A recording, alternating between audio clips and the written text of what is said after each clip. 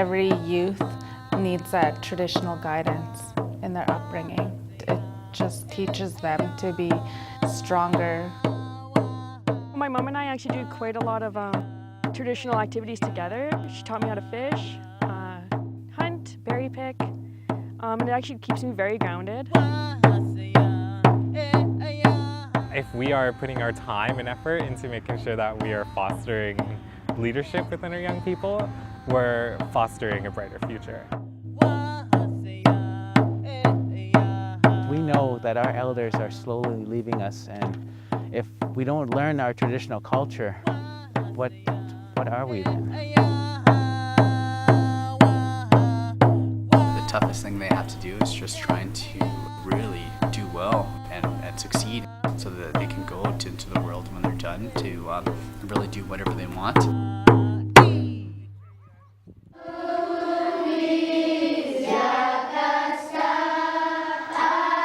Northern BC First Nations HIV/AIDS Coalition presents Facts and Fears, Healthy Living and Leadership.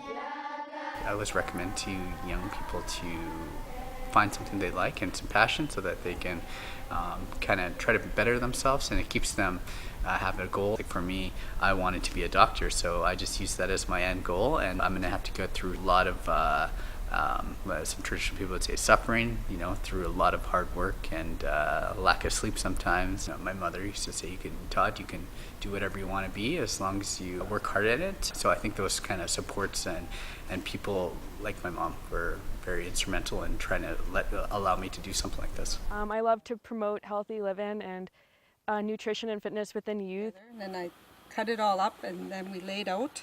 Along with fitness and nutrition, Augustina Caron says she grounds herself by enjoying traditional practices she's learned from her mom.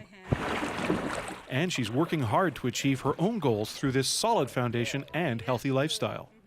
I actually got into fitness just to actually make a statement that Aboriginal people who live in isolated communities can actually compete. Because I've yet to see an Aboriginal girl that I've met at a bodybuilding competition. And then another one fish. If I ever need one of those days where I have to go back home and just feel like myself again, my mom will take me hunting or berry picking and fishing, and it just helps me feel like back to my roots again. It tastes really good. I would always hear people talk about on the land healing. Like one time I was out on a moose hunt and just being surrounded with family and the culture and the language, and it felt very grounding, like it gives you purpose in life and where you want to go. Jody Payne from the First Nations Health Authority in BC says all family members play a role in raising healthy children, resulting in healthier and stronger communities. The way First Nations communities look at it is it's a holistic approach to raising a child. It's not just one family, There's extended family, and we all play a role in raising children in our communities. By putting the child back in the center, you're able to put roles back into the child's life. Whereas residential school came into our communities and they took the roles away from the mothers, the grandmothers, the fathers that used to go out and hunt. So part of this holistic approach to bringing up healthy children is by having men's programs that are hunting and educating the younger boys on traditional gathering and practices, and bringing the roles back to the grandmothers of helping to raise the child. We know that our elders are slowly leaving us, and they're bringing their knowledge with them. And if we don't learn our traditional culture, what are we then? Wilf Plasway Jr. from Lake Babine Nation is proud of his cultural roots and has a passion for drumming and singing. Wilf's love of traditional music was ignited by his late great-uncle, Dick Alec.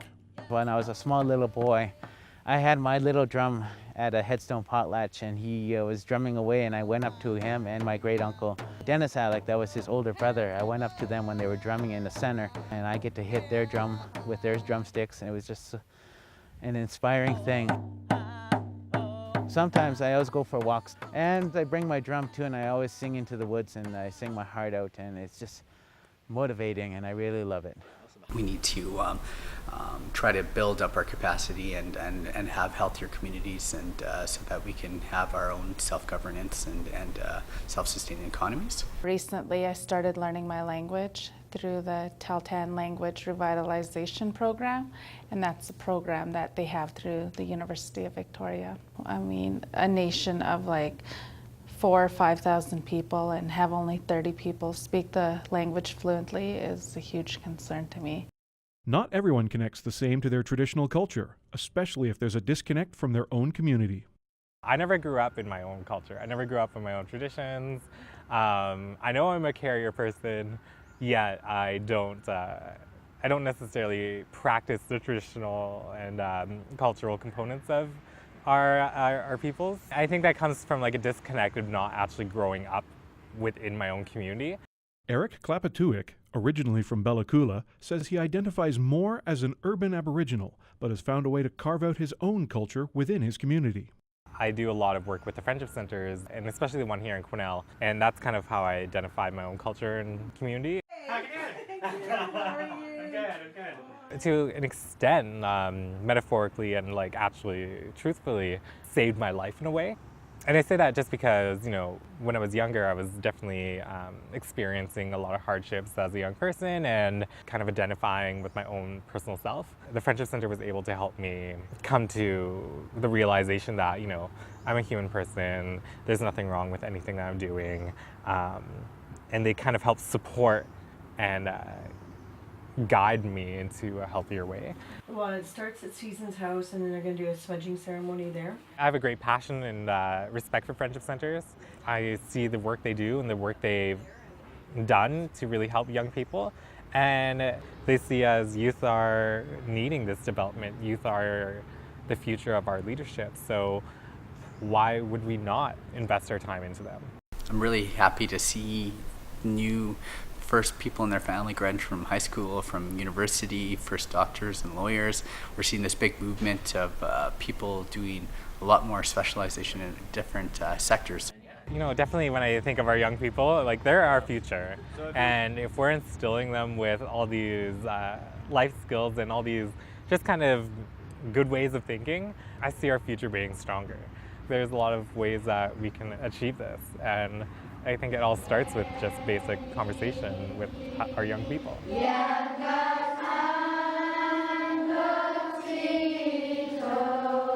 Youth support and mentorship. Another thing that you would tell the young people is that everything that they're doing right there, even when they're in grade 8 or even before that, when they're doing really well in school, it's really going to make it a lot easier for them to accomplish whatever they want to goals, because they need that strong foundation. If they do that, then they can do whatever they want. So, you guys want me to just start flowing it then, or? It was always nice to be busy. The biggest thing to keep me busy was trying to be in extracurricular activities. You know, I always want to be a doctor, so it's hard to translate that and tell that to everyone else, that, you know, everyone else should be a doctor. I think everyone needs to find their passions. If I ever have anything on my mind, I just go to the gym, I go lift weights, or I go out for a canoe ride or go out fishing, and it really helps me connect to myself. I tend to involve myself too much. I need to slow down. So what I want to do is start mentoring people. So when I'm asked to take on more work, I'm like, okay, you can ask so-and-so and I'll help assist them.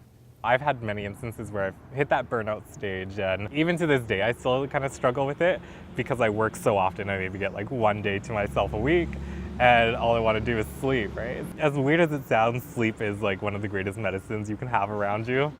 Empowering youth with positive resources and activities is vital when it comes to developing them as future leaders of their own communities. Currently, I sit as a second vice president for the Friendship Center here in Quesnel. I'm also on the executive committee for our BC Association of Aboriginal Friendship Centers. And before, I was sitting at the National Association of Friendship Centers on their executive committee. All these volunteer positions I've held have helped me develop my own self as a person, and have actually helped aid my own autonomy and kind of passions that I really strive for. We have to work at a community level and at a population level to really work with our young people and giving them some positive resources and healthy activities so that they can make their own choices and hopefully make a good positive one. I think how I strive to get there is just surrounding myself with good people, and that really kind of aids and it really supports my own personal well-being. When things get difficult, youth should start a conversation by seeking out guidance and support. I always just keep on talking to them and have an ongoing conversation with them either on social media or either in person. What I really am thankful is that they have a change of heart on whatever it is that they're going to be doing. Even including suicide, it's always comes to suicide whenever I talk to the youth. I've had a youth come up to me and just tell me, you know, I don't feel like I am who I am. He was struggling with the fact that he was born a male, but he identified as a female and he wanted to identify as a female. Really kind of helping them understand that they're appreciated and, you know, it's like, it's totally okay. It doesn't make you less of a person. You need to develop some trust and relationship, and I think that's probably why the reason I picked family is because you really work with them in a continuum of care, that you don't just see them in that point of interaction, but you will see them and follow up with them, and that you can make these points to try to help them and direct them into more of a healthy lifestyle. I had a little cousin that was kind of in and out of going down a rough patch. So I kind of mentored her and encouraged her to finish school and just shared my experiences about traveling and meeting new people. And that's actually pretty cool because now she's recently graduated and attending university in the Okanagan. Young people are being supported to pursue their passions, and this is helping to influence positive change in their own communities. One of the things that I help bring to the community of Quesnel, and it's a program working specifically with Aboriginal people called Respectful Relationships. It's all about, you know, what is a respectful relationship? What's an unrespectful relationship? And I'm not just talking about intimate relationships. You have relationships with your employers, with all these people you meet in your life, with your teachers. The whole bottom root line that it all builds on is the prevention of domestic violence, because it's such a huge impact in communities and especially within First Nations people. Traditionally, our men and women, they never fought, they never hit each other. Hardships on young people can sometimes be too much. Youth need to know it's important to be happy with who they are and that people out there care. There's a lot of suicide that's going on in our traditional territory, but not just our traditional territory, but the surrounding of BC. It's really getting out of hand, and we really need to show that we care for these youth, even though that they're going through a lot. We got to be there. It's because it's really tough that they are having hard lives and they're growing up into this negativity, but we got to be there for them. I was 18 before I came out as a gay person, and I don't necessarily like using the term like gay, but you know, I think people will find people that they love, and it's okay being who you are. Just because you identify differently with your sexuality than everyone else doesn't mean you're less of a person, doesn't mean that you know, everyone's going to start treating you differently. And those were the fears that I had the whole time. In each group has a youth, a mid, like a teen, a mid, and an elder. That's kind of why I keep talking about friendship centers and why I have such a high regard for them, is because they really have helped me. You know, I said friendship centers saved my life, and it's because they did.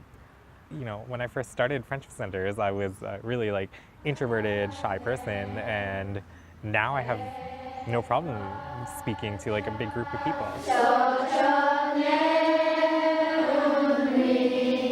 Risky behaviors and outcomes. Some of my friends, they have struggled in their lives, and we've had to have that conversation where I'm like, you know, if you're going to partake in risky behavior, there's things you can do to prevent harm. I think having that conversation with them, being like, you know, this is what you can do to make yourself better, and when you want to seek help, I'll be here. I see the younger youth actually smoking and partying way more than when I was a youth, right? So it makes me quite nervous. Have a good, strong value system so that when they go into high school, that they can really negate those alcohol and drug influences, and so that they can do well. All these things are so accessible to anyone. If you want to get something, you can get it. My mindset with it is making sure they're instilled with the knowledge to kind of go forward in a healthy way, but also knowing if they do partake in any kind of these behaviors that they know where to go when they want to get out. One concern is based upon the boom and bust cycle of the natural resource economy. We have so much development in our territory, you know, we could either stay healthy and intact as a nation, or we could lose our culture and identity. The spread of HIV/AIDS in First Nations communities is a problem that must be remedied. It's entirely preventable, and stats show that 25% of people who have HIV/AIDS don't realize they have it and are at risk of spreading it without any knowledge. I actually sat on the Youth Coalition out of Prince George, the HIV task force, for about 3 or 4 years. And I know that it's a huge problem with First Nations people and communities. What we need is to learn the basics on how to not get HIV/AIDS. And we have to be there for those who are HIV positive. We can screen it and find out that if people have it, then we can treat it so that their viral load, the risk of transmitting to others or having complications of that, is non-existent if they're compliant with their medications and using condoms and other barrier methods, but primarily condoms, that they can prevent transmission even if they are unknown of having that. You know, as much as I will fight this point, statistically, people who identify as LGBTQ and live within that community are much more likely to obtain. The reason why I would argue that, though, is because I don't think just because you identify as an LGBTQ person, you're more at risk. I think anyone's at risk. You don't know who the people that you might be seeing have been with, and vice versa, right? Prevention and education are the best tools for instilling young people with understanding the risks of contracting HIV/AIDS. Our focus shouldn't be on intervention, it should be more on prevention. And like I had said, the rapid resource development in our territory, we have people coming and going, which could be a potential risk a huge risk to our communities. It's a real concern because we all have the risk of it if you're performing unsafe sexual practices or starting to use the drugs. Your body's a temple, right? If you're going to put bad things into it, you're going to get a bad outcome. If you're going to put good things into it, you're going to get a good outcome. So you got to treasure your body. Heading towards a successful future. There's more dancing, there's more focus in community programs, social programs, that I think the youth have a really good chance. Like, there's youth empowerment workshops in the communities, there's culture camps. I think we're in a unique place right now where we're seeing a lot more people graduate from their university degrees from their communities. We're getting a lot more lawyers and doctors. When I was in high school, there was only 17 doctors across the country. And now UBC is celebrating over 100 Aboriginal medical students graduating just from UBC alone in Vancouver, never mind across the country. We see some really great healers in our communities who really work with some vulnerable people that are really going through some issues, and they do some incredible things. I would like to see that all our youth would, if they're having a lot of problems of suicide issues and depression and all, I would advise you all to go to any leader that you trust, or an older friend or a family member. Talk to them right away if you are really depressed and all, because we really do not want any of our youth to commit suicide, because we would like to show them that we love them and care for them, and we will always be there for them.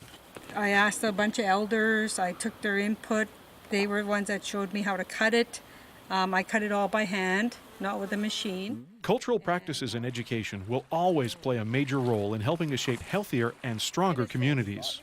We also need to have our roots back too, and understand that we need to have that cultural backing too, and I think we need to be a better, well-rounded people. So we also have to acknowledge those people that are still continuing to do our practices and our traditions, and those people are as valuable as the people going out to do their studies.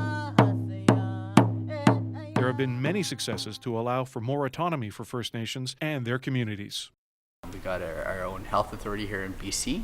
So we're really trying to take ownership of our own health care services and trying to make them more culturally appropriate and community specifically appropriate.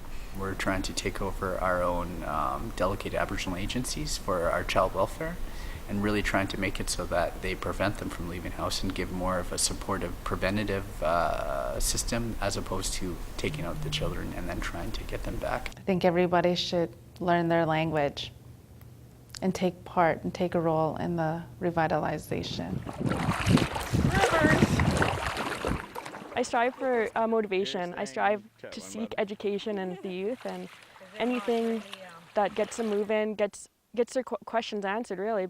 This is a great thing that we're doing, and you know, it's just bringing together all these respected voices to kind of help talk about and push forward a common goal. I had a friend in my undergrad, and we're having some issues with an anatomy and physiology class. And he called up his father, who was a doctor, and said, "Hey, Dad, I'm having this problem."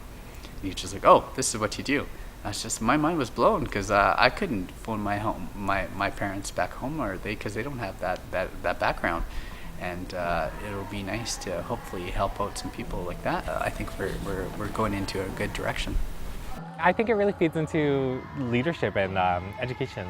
So, those are two things that have kind of been a common theme in everything I've been talking about. But at the end of the day, those are two of the things that really are pushing forward what we're doing.